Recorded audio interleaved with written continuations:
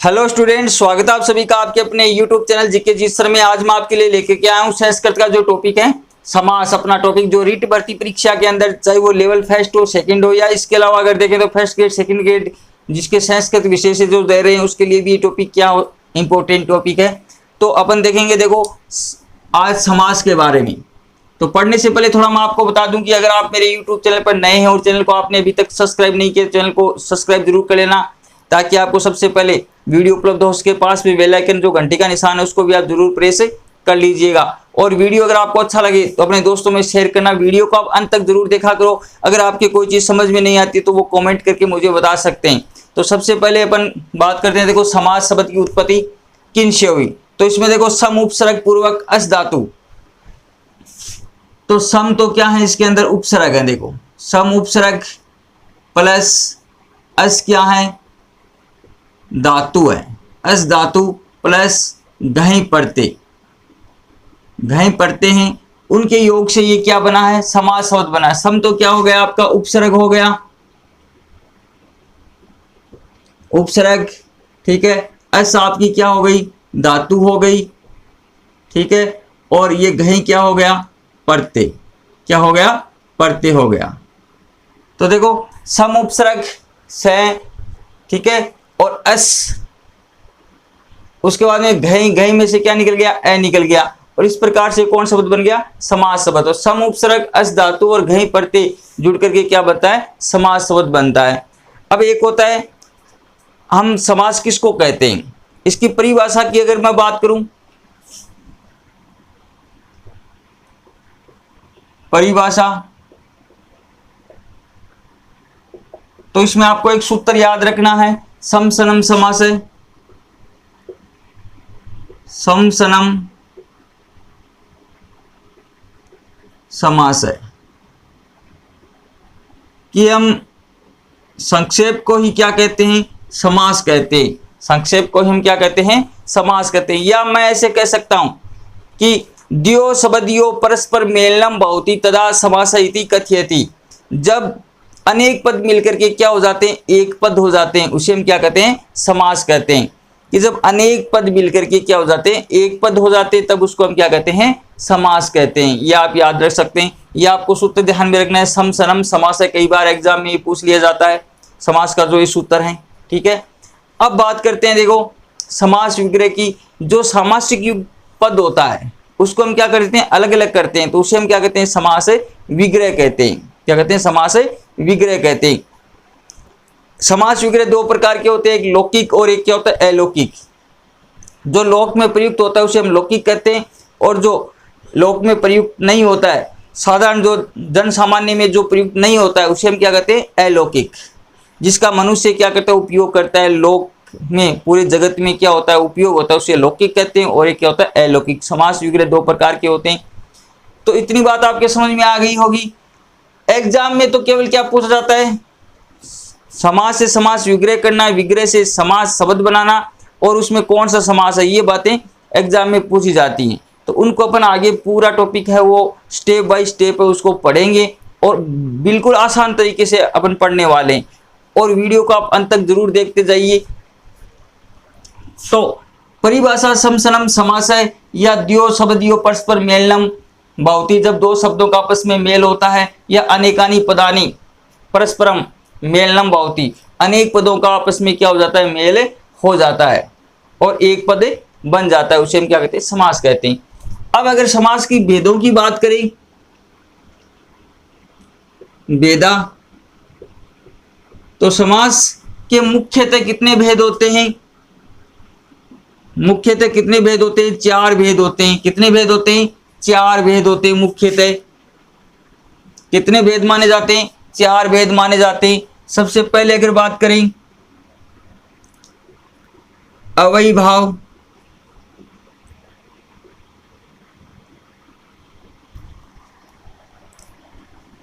अवयभाव समास है। अगर पदों की प्रधानता के आधार पर बात करें, अवयभाव समास है। दूसरा आपका है तत्पुरुष समास, तत्पुरुष समास, ठीक है। तीसरा आपका है द्वंद्व समास, द्वंद्व समास तीसरा, और चौथा आपका प्रकार है बहुवीरी समास। बहुवीरी समास। कितने भेद हो गए आपके? 4 भेद हो गए। कितने भेद हो गए? 4 भेद हो गए। अव्ययीभाव समास, तत्पुरुष समास, द्वंद्व समास और बहुवीरी समास। तो ये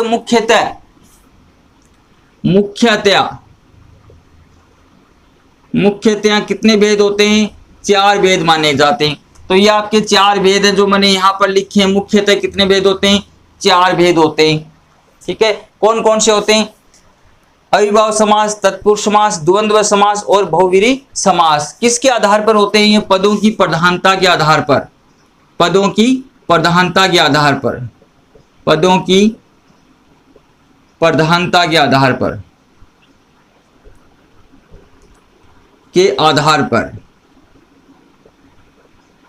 पदों की प्रधानता के आधार पर मुख्यतः कितने भेद होते हैं समास के?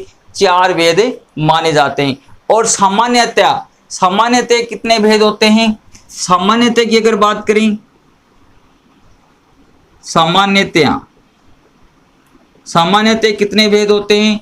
6 भेद होते हैं। कितने भेद होते हैं? 6 भेद होते हैं। मुख्यतः समास के कितने भेद होते हैं? पदों की प्रधानता के आधार पर 4 भेद माने गए। और सामान्यतः कितने भेद होते हैं? 6 भेद होते हैं। तो 6 भेद कौन कौन से होते हैं? देखो, तत्पुरुष का एक प्रकार है कर्मधारी।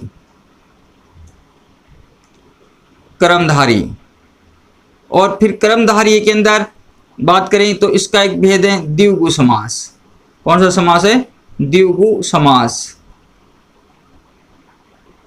इस प्रकार से अगर बात करें तो ये 5 और 6, ये कितने भेद माने गए? सामान्यतः कितने भेद होते हैं? 6 भेद होते हैं। ठीक है, ये इतनी बात समझ में रखो। मुख्यतः समास के 4 ही भेद माने गए। ठीक है, और अगर सामान्यतः बात की जाए तो 6 भेद। और संस्कृत व्याकरण में एक समास और माना गया जिसको माना गया है केवल समास। 5वां जो समास माना गया है केवल समास। संस्कृत व्याकरण में 6 समास माने गए। इस प्रकार से अगर केवल समास को साथ में जोड़ दिया जाए तो कितने प्रकार हो गए? 5 प्रकार। मुख्यतः 4 होते ही, फिर एक और सा संस्कृत व्याकरण में केवल समास को जोड़ा गया तो 5 समास के प्रकार हो गए। और सामान्यतः अगर बात करें तो कर्मधारी और द्विगु समास। रीट भर्ती वाले परीक्षा जो दे रहे हैं उसके अनुसार साधारण रूप से पूछे जाएंगे जो आपके 6 प्रकार है। सामान्यतः वाले पूछे जाते हैं कि सामान्यतः कितने भेद होते हैं? 6 भेद होते हैं। और उनका पूरा विवरण अपन आगे अभी पढ़ेंगे दोस्तों। अलग अलग समास के बारे में पढ़ना है अपने को। तो मुख्यतः 4 होते हैं। सामान्यतः तत्पुरुष समास का भेद है कर्मधारी, और कर्मधारी का कौन सा होगा? द्विगु समास। इस प्रकार से सामान्यतः 6 भेद हो गए। और संस्कृत व्याकरण में केवल समास को और माना गया है। इसको अगर जोड़ दिया जाए तो संस्कृत व्याकरण में कितने समास होते हैं? 5 प्रकार के समास होते हैं। तो ये आपको ध्यान रखना है थोड़ा सा। अब अपन एक एक समास के बारे में पढ़ेंगे। देखो,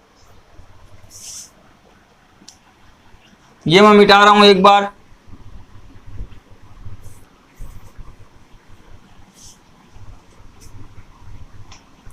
ये लो जी, मिट गया आपका।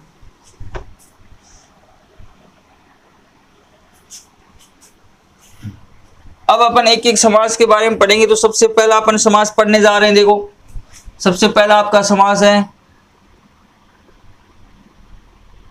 अव्ययीभाव समास। भाव समास सबसे पहला कौन सा हो गया? अव्ययीभाव समास। तो आप अंत तक जरूर देखते जाइए, आपके पूरा ये समझ में आ जाएगा। मैं पूरी कोशिश करूंगा कि आपके समझ में आ जाएगा। एकदम आराम से धीरे धीरे आपको मैं यहाँ पर बताने वाला हूं। अगर अव्ययीभाव समास की बात की जाए तो इसका जो आपका सूत्र है, सूत्र देखो इसका क्या है। इसका जो सूत्र है वो है पूर्व पदार्थों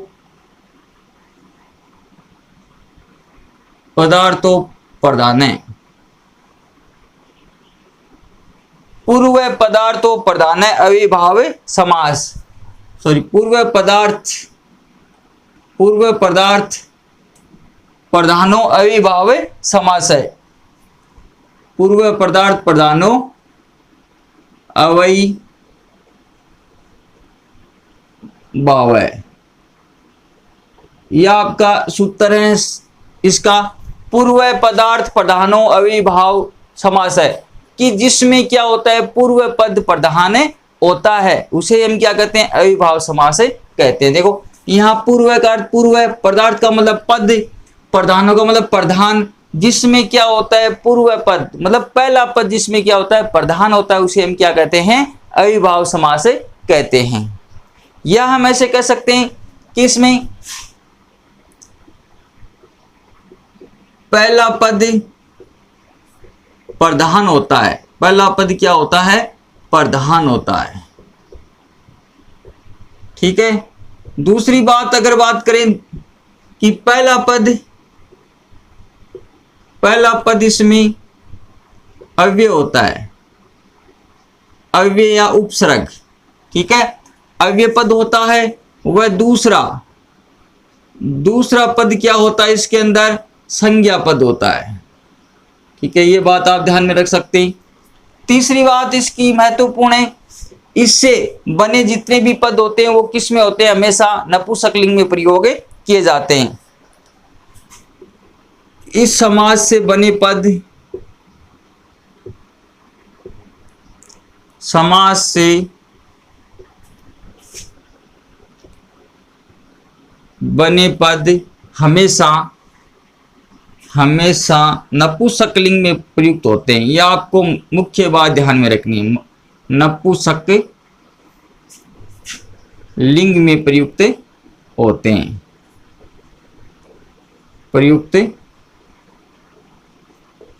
हैं, ठीक है। यह आपको सामान्यतः थोड़ी सी जानकारी इसके बारे में ध्यान रखनी कि अविभाव समास पूर्व पदार्थ प्रधानो अविभाव समास है कि जिसमें पहला पद पूर्व पद क्या होता है, प्रधान, अर्थात नाम क्या है इसका, अविभाव। तो इसमें पहला पद क्या होता है, अव्यय पद होता है। क्या पद होता है, अव्यय पद, या क्या मिलेगा आपको, उपसर्ग मिलेगा, तो अव्यय पद। ठीक है। और दूसरा पद संज्ञा शब्द होता है, और इससे बने जो पद होते हैं वो किस में प्रयुक्त किए जाते हैं, नपुंसकलिंग में प्रयुक्त किए जाते हैं, हमेशा नपुंसकलिंग में प्रयुक्त होते हैं। अब देखो इसकी बात करते हैं अपन, सूत्र आपको एक बहुत ही बड़ा सूत्र है, 16 जो आपके अव्यय पद हैं वो इसमें याद रखने हैं। अगर याद नहीं होते हैं तो थोड़ी सामान्य तरीके से आपको बताएंगे। रीट भर्ती परीक्षा में केवल उसमें से आपको 7 याद करने, 7 में से ज्यादा क्वेश्चन पूछे जाते हैं, वैसे पूरे 16 होते हैं। मैं यहाँ पर आपको पूरा लिखूंगा। तो सूत्र की अगर मैं बात करूं तो आप पूरा एक सूत्र याद रख सकते हैं इसके बारे में। देखो अव्यय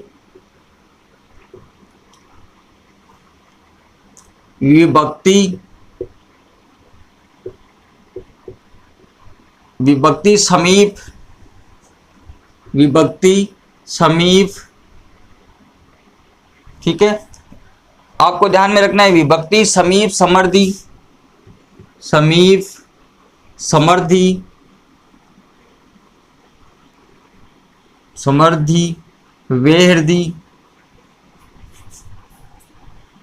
वेद यथा।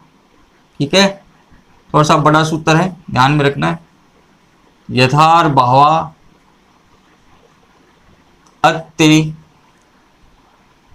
अत्ति या संप्रति,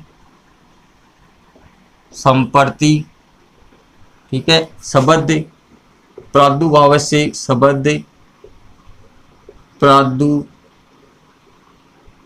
प्रादुर्भाव है। ठीक है, पश्चात यथा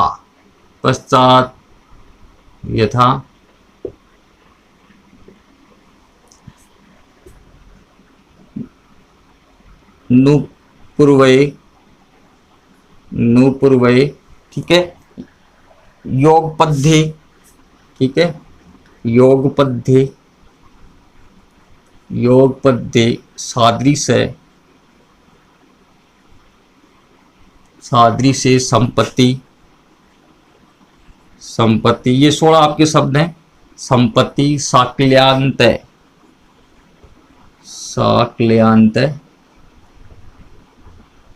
यांत वचनेषु, ये आपको याद करना है। अगर आपकी याद रहे तो ठीक है, अन्यथा आप अलग अलग याद कर सकते हैं। जितने भी अव्यय पद हैं उसका अर्थ क्या है, किस में प्रयुक्त होता है, पर अलग अलग इसके बारे में पढ़ेंगे। तो देखो ये इसका सूत्र है, अव्यय विभक्ति समीप समर्थी वेर्ध यथार भावा अत्यंत असंप्रति शब्द प्रादुर्भाव है पश्चात यथा अनुपूर्व योगपद सादृश्य संपत्ति साकल्या अंत वचनेषु। ठीक है, ये ध्यान में रखना है। देखो अव्ययम विभक्ति समीप समर्थी वेर्ध यथा अभाव अत्यंत संप्रति शब्द प्रादुर्भाव है पश्चात यथा अनुपूर्व योगपद सादृश्य संपत्ति साकल्यांत वचनेषु। ये 16 शब्द एक साथ जोड़ करके सूत्र बनाया गया है। अब देखो कौन कौन से होते हैं 16, मैं आपको अलग अलग सबसे पहले लिख रहा हूं, फिर अपन उसके उदाहरण वगैरह एक एक पढ़ेंगे अलग अलग। तो सबसे पहला देखो आपके सामने अनु, सबसे पहला आपके अधि है। अधि का आपका प्रयोग होगा विभक्ति अर्थ में, विभक्ति अर्थ में। ठीक है, नंबर 2 आपका है उप, उप का आपका प्रयोग होगा समीप अर्थ में, समीप अर्थ में। ये आपको ध्यान में रखना। देखो सबसे पहला विभक्ति अर्थ में अधि, विभक्ति अर्थ में समीप, समीप का मतलब यहाँ पर आप ध्यान रखना है उप, उप का अर्थ होता है समीप। ठीक है, फिर तीसरा है सु, सु का आपको ध्यान रखना है समर्थी अर्थ में, सु का समर्थी अर्थ में, ये ध्यान में रखना है। ठीक है, उसके बाद में आपका है दुर, दुर या आप याद रख सकते हैं दुस, दुर या दुस। ठीक है, उसके बाद में देखो समर्थी के बाद में कौन सा हो जाएगा वेर्धी अर्थ में। ठीक है, फिर आपका जो 5वां है वो है निर, निर का आपका हो जाएगा निर या निश अभाव अर्थ में, अभाव अर्थ में इसका प्रयोग होगा। उसके बाद में अगर 6वें की बात की जाए तो अति, 6वें में देखें तो अति का अत्यर्थ में, अति का अत्यर्थ में। ठीक है, उसके बाद में 7 नंबर का आपका देखो यहाँ पर समर्थी आ गया, उसके बाद में ठीक है समर्थी के बाद में आपका अभाव अर्थ आ गया और अत्यर्थ आ गया। उसके बाद में बात करें 7वें की तो 7वां का है अति, अति की अगर बात की जाए तो अति का क्या हो जाएगा असंप्रति अर्थ में, असंप्रति। ठीक है, असंप्रति अर्थ में हो जाएगा। फिर है इति, इति 8वां है इति, 8वां कौन सा हो जाएगा इति, इति का मतलब है शब्द प्रादुर्भाव, प्रादुर्भाव अर्थ में, प्रादुर्भाव अर्थ में। फिर 9वां आपका हो जाएगा अनु, अनु का यहां पर हो जाएगा पश्चात अर्थ में, पश्चात अर्थ में। ठीक है, फिर 10वां आपका है यथा, 10वां है यथा। 10वें में आपके 3 आएंगे, एक तो यथा आ जाएगा। ठीक है, और दूसरा आ जाएगा आपका प्रति और तीसरा आ जाएगा अनु। ये 3 आपको ध्यान रखना है इसमें अनु। ठीक है, अब यथा की बात करें तो यथा अनुवर्ती अर्थ में, पदार्थ अनुवर्ती, पदार्थ नतिवर्ती, नतिवर्ती ध्यान रखना है, पदार्थ नतिवर्ती। ठीक है, फिर प्रति का विप्सा अर्थ में, विप्सा अर्थ में, और अनु का योग्यता अर्थ में, अनु का कौन सा हो जाएगा योग्यता अर्थ में, योग्यता अर्थ। ठीक है, ये हो गए 10 आपके। उसके बाद में आपका 11वां है देखो अनु, 11वां अनु और है। देखो अलग अलग इसका प्रयोग का अपन एक एक का इसके बारे में चर्चा करेंगे। अनु का मतलब अनुपूर्व, अनुपूर्व। ठीक है, फिर 12, 13, 14, 15 और 16 सभी में स आएगा। इसका अलग अलग प्रयोग होगा, स का अलग अलग विभक्तियों में होगा, वो अपन चर्चा करेंगे सभी। ये स का देखो एक तो योग पद अर्थ में, योग पद अर्थ में, ठीक है। उसके बाद में आपका हो जाएगा योग पद का बाद में सादृश्य अर्थ में, सादृश्य। एक का हो जाएगा संपत्ति अर्थ में, एक का हो जाएगा साकल्य अर्थ में, साकल्य अर्थ में, और एक का हो जाएगा अंत अर्थ में। ये आपके 16 जो अव्यय पद हैं, ये मतलब जिस शब्द के पहले आपको 16 अव्यय पद मिलेंगे तो सीधा सा आपको करना है कौन सा समास हो जाएगा, अविभाव समास। कौन कौन से देखो, अधि, उप, सु, दुर, दुर, निस, निस, अति, अति, ठीक है, इति, अनु, यथा, प्रति, अनु, ठीक है, और स।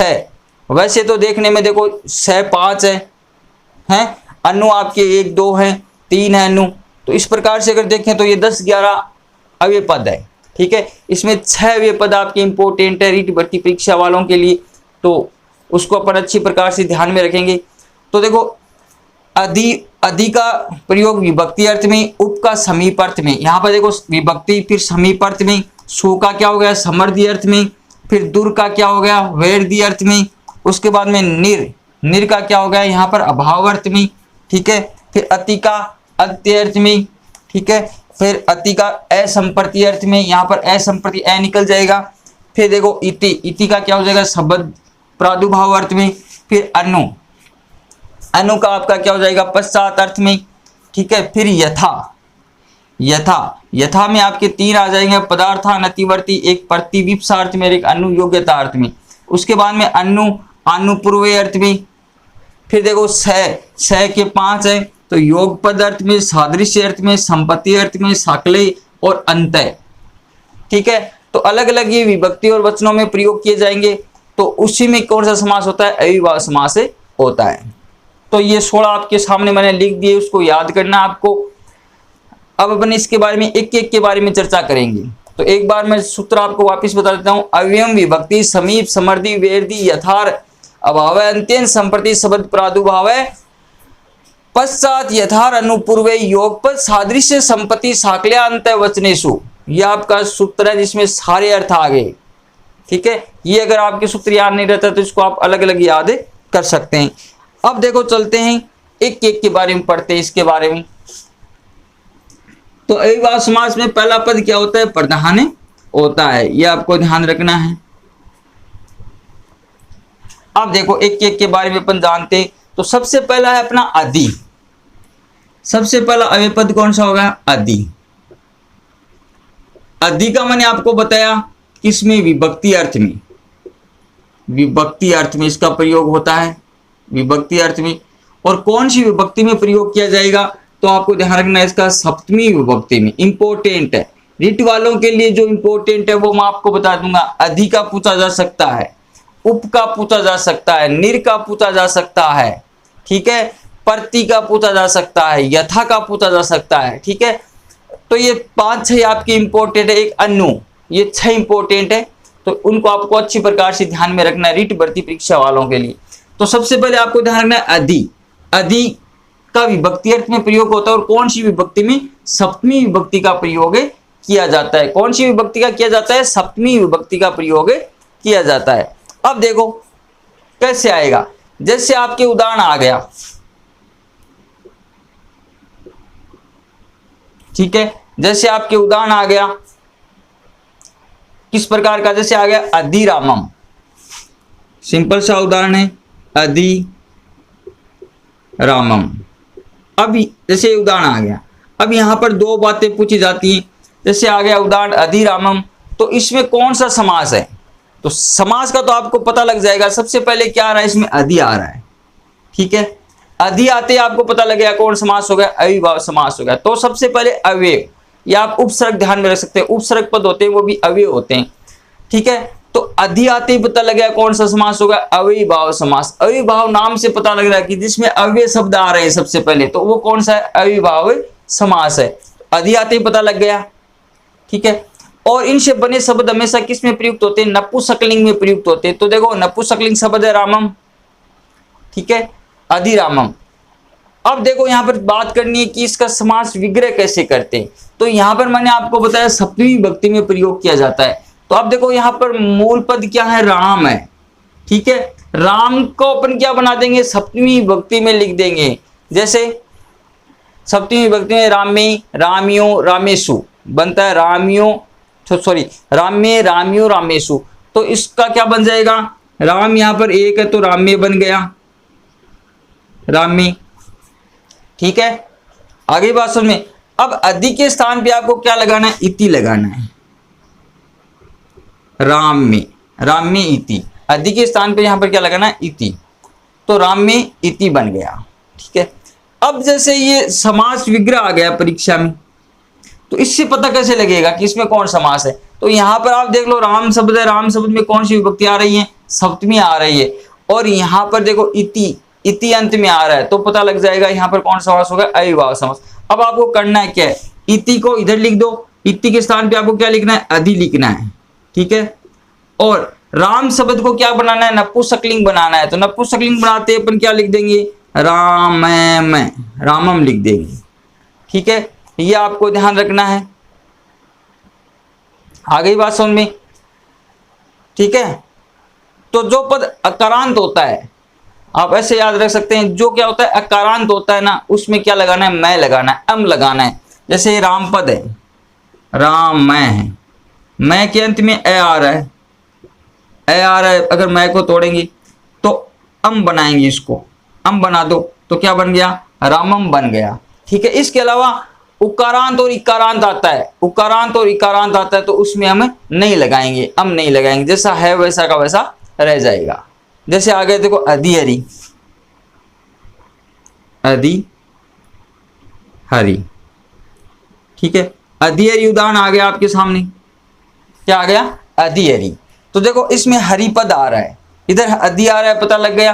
तो हरि को किस में लिखेंगे, सप्तमी विभक्ति में लिखेंगे। तो क्या लिख देंगे, हरे, क्या लिख देंगे, हरे लिख देंगे, सॉरी हरो, सप्तमी में क्या बन जाएगा, हरो बनेगा। ठीक है, अब अधि के स्थान पे क्या लगा देंगे, इति लगा देंगे। आ गई बात समझ में, हरो इति। अब देखो इति के स्थान पर अपन वापिस करेंगे तो यहां अधि कर देंगे। अब इधर देखो, इधर यहां पर देखो मैंने मैं लगाया और इधर अपने हरि लिखेंगे। क्यों लिखेंगे, क्योंकि जिस अकारांत पद अगर आ रहा है तो मैं जोड़ेंगे, अकारांत नहीं आ रहा, इकारांत और उकारांत अगर आ रहा है, इकारांत और उकारांत आ रहा है, तो वहां मैं नहीं जोड़ करके सीधा का सीधा ही लिख देंगे, क्या बन जाएगा, अधिर। ये सारे समासों में आपको थोड़ा सा ध्यान में रखना है। अकारांत अगर पद आ रहा है तो मैं जोड़ रहे हैं, अंत में हलंत वाला मैं जोड़ रहे हैं। अगर इकारांत, ठीक है, उकारांत, उकारांत ये पद आ रहे हैं तो अम की जगह ऊ हो जाएगा। और इकारांत पद आ रहा है, इकारांत पद आ रहा है तो इसकी जगह क्या हो जाएगा, ई हो जाएगा अंत में, तो ई जोड़ा जाएगा इसमें। तो इस ये परिवर्तन नहीं होगा, ये ध्यान रखना है आपको। तो हरि का हरि लिख देंगे। जैसे आ गया इंपॉर्टेंट उदाहरण देखो, अधिगंगम, अधिगंगम आ गया, क्या आ गया, अधिगंगम आ गया। तो कैसे करेंगे, अधिगंगम आ गया तो सप्तमी विभक्ति में क्या बनेगा, गंगा शब्द है, अकारांत शब्द है गंगा। देखो गंगा शब्द है, अकारांत और अकारांत शब्द हो तो उसमें मैं लग रहा है, तो गंगा है, अकारांत शब्द है, अकारांत और अगर अकारांत शब्द हो तो ये ध्यान रखना है दोनों में, एक तो अकारांत, एक तो अकारांत जिसके अंत में ए आ रहा है, एक जिसके अंत में आ रहा है, अकारांत। ठीक है, तो उसमें क्या जोड़ेंगे, अम जोड़ेंगे मूल पद में। अम का मतलब मैं ध्यान रखो, मैं जोड़ना है। जैसे ये गंगम बनाया, ठीक है, इसका मूल पद गंगा है तो अकारांत पद है तो अधिगंगम आ गया। इसी प्रकार ये रामम आ गया, और इकारांत उकारांत है तो उसको वैसा का वैसा ही लिखना है।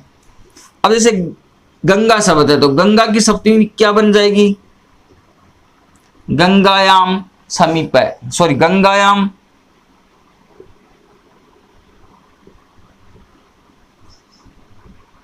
गंगायाम इति, ये बन जाएगा आपका गंगायाम इति। ठीक है, गंगायाम इति, तो सप्तमी क्या बनती है, गंगायाम बनती है, और लास्ट में क्या जोड़ देंगे, इति जोड़ देंगे। वापिस करेंगे तो इति के स्थान पे अधि कर देंगे, और गंगा शब्द है तो उसका क्या बना देंगे, गंगम। ठीक है, इसके अलावा अगर और बात करें तो जैसे आ गया देखो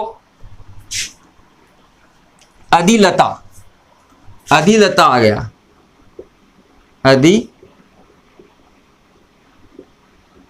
अधिलतम, अधिलतम आ गया। तो लता शब्द है, लता का क्या बन जाएगा लतायाम, सप्तमी क्या बन जाएगी लतायाम, फिर क्या कर देंगे इति लगा देंगे। ये आपके समझ में आ गया होगा अधिका। तो ध्यान आपको इतना रखना है, सप्तमी विभक्ति में इसको लिखना है। कौन सी विभक्ति में, सप्तमी विभक्ति में, फिर इति लगाना है। ठीक है, फिर अगले की बात करते हैं। देखो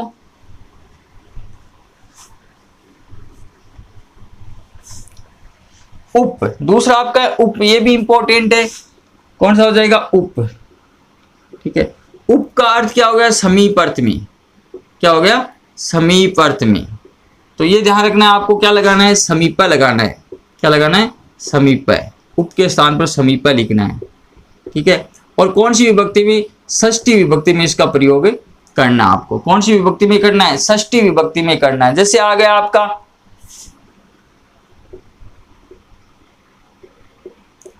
उपकृष्णम, क्या आ गया उपकृष्णम आ गया। अब इसमें पता कैसे लगा समास का, समास का पता कैसे लगा, उप आ गया, उप आते ही अभी पद आते ही पता लग गया कौन समास हो गया, अविभाव समास हो गया।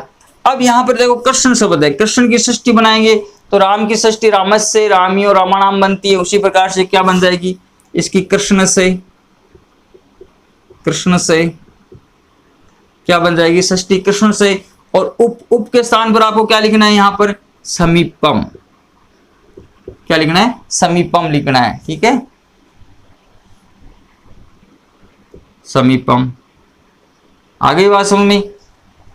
उप के स्थान पर क्या लिखना है समीपम, और कृष्ण शब्द की क्या बनानी है षष्ठी विभक्ति बनानी है। उसी प्रकार से आ गया जैसे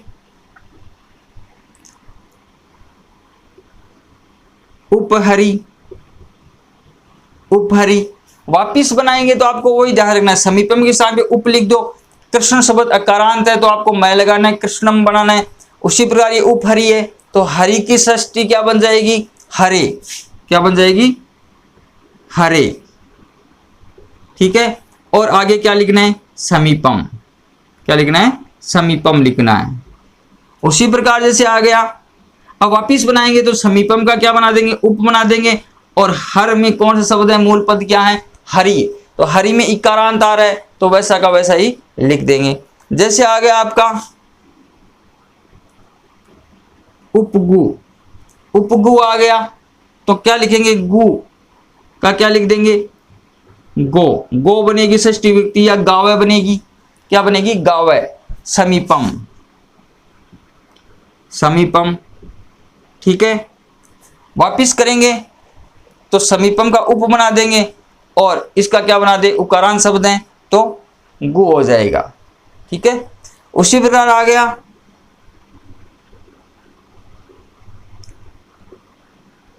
उपगंगम, क्या आ गया उपगंगम आ गया। ठीक है, तो इसमें मूल पद क्या हो गया गंगा हो गया, गंगा की षष्ठी क्या बनेगी, गंगा की षष्ठी क्या बन जाएगी गंगाया। ठीक है,